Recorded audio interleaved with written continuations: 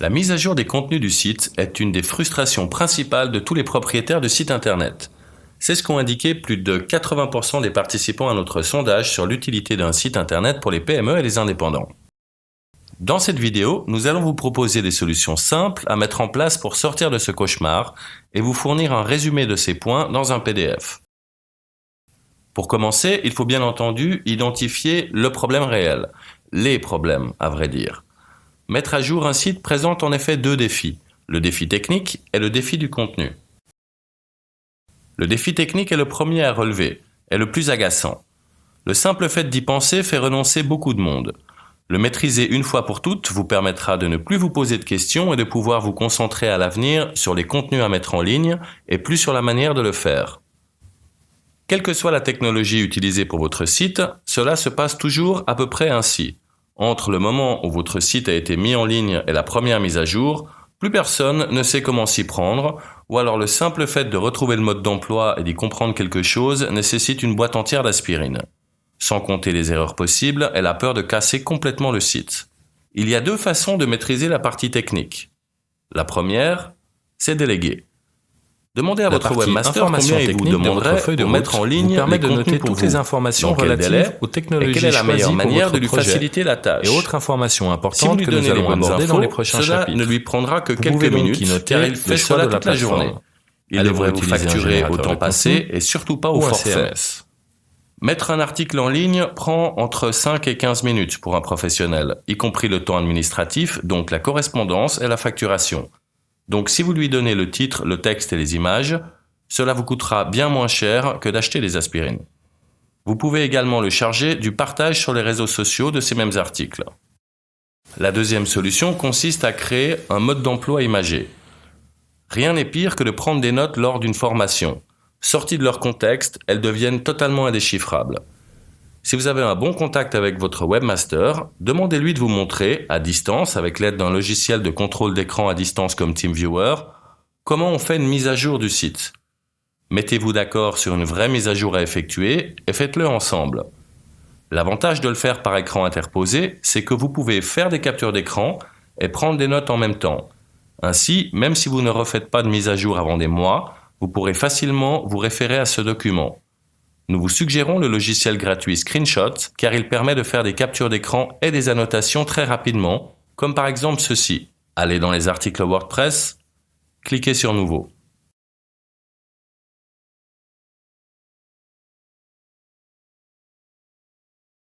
Les erreurs à éviter. Évitez de charger un stagiaire des mises à jour. C'est une mission trop importante. Et les stagiaires ne sont jamais là longtemps. Vous passerez plus de temps à vérifier que le travail a été bien fait, et le jour où vous oublierez de le faire, vous risquez de le payer très cher. Ne suivez jamais une formation juste après la mise en ligne du site. Demandez plutôt au webmaster de pouvoir suivre cette partie de la formation une fois que vous aurez du contenu réel à mettre en ligne. Idéalement, faites ajouter dans le budget du site une option pour qu'il fasse avec vous 2 ou 3 mises à jour.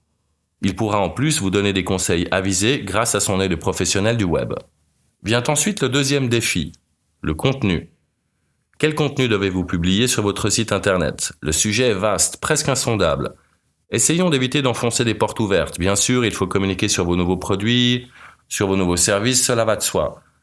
Et votre site internet n'est pas le seul endroit où vous devez publier du contenu. Les réseaux sociaux sont tout autant, si ce n'est plus important.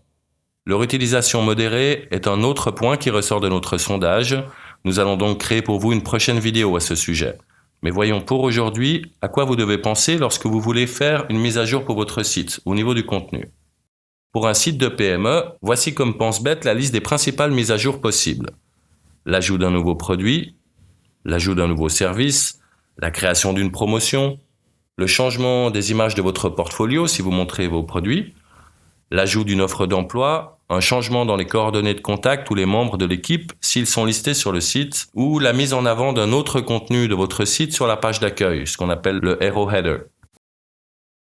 En identifiant les types de changements que vous pourriez avoir à réaliser, vous pourrez plus facilement créer des modes d'emploi pour chacune de ces situations.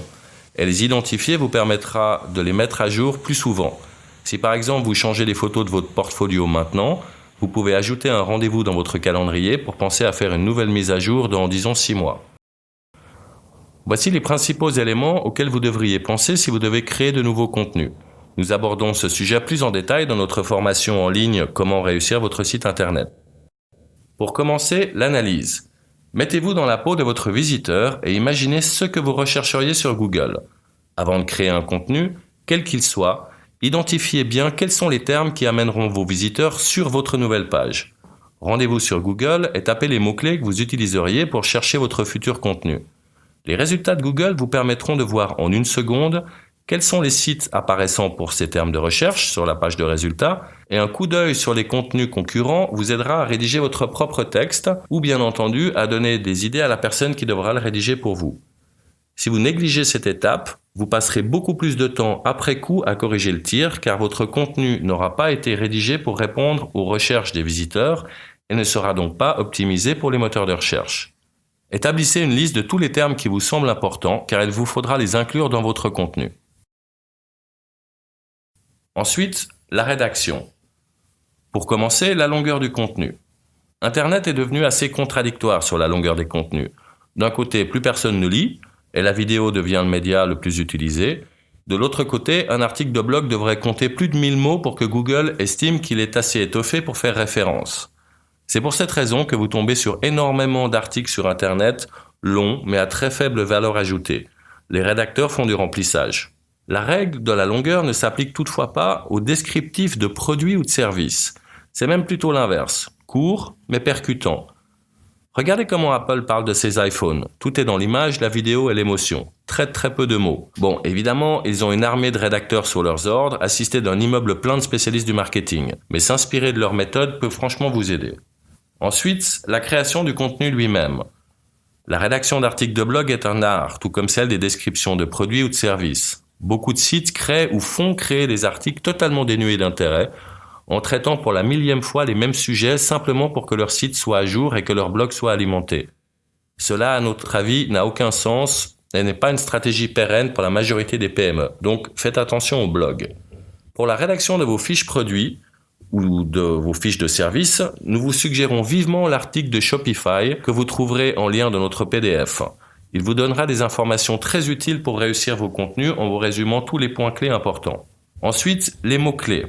Pensez bien à reprendre vos principaux termes de recherche, que vous avez vus dans la première étape, et à les inclure dans le contenu.